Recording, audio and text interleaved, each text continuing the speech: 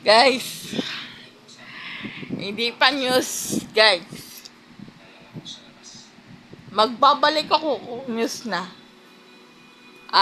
Sa ngayon, hindi pa news, hindi pa 5:30. So, 4:49 pa lang. Kasi guys, yung mga sinasabi ni Sara Duterte, yung mga fake news daw. Fake news daw na filter lang na nakaratay si Pangulong Duterte. Totoo ba yun? Ha?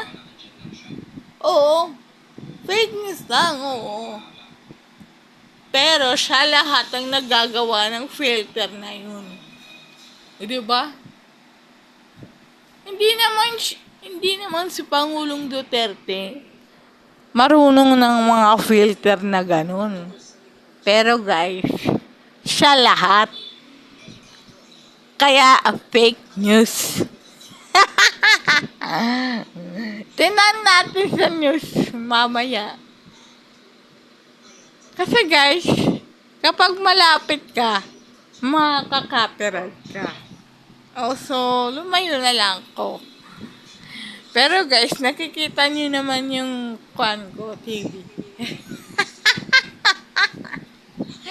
Guys, panoorin niyo sa news mamaya. Magbablog ako, ha? Pag vlog ko, sabihin niyo agad sa comment section na kung totoo o fake news. Okay? Ha?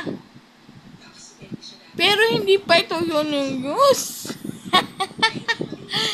Yung news, mga kate, mga kundingers.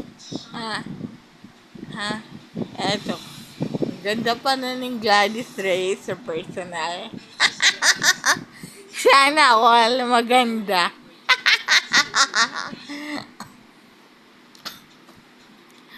So guys, magbabalik ako mamaya para sa 24 oras. Para makita ninyo kung ano ang sinasabi ni Sara Duterte na fake news daw sa Facebook.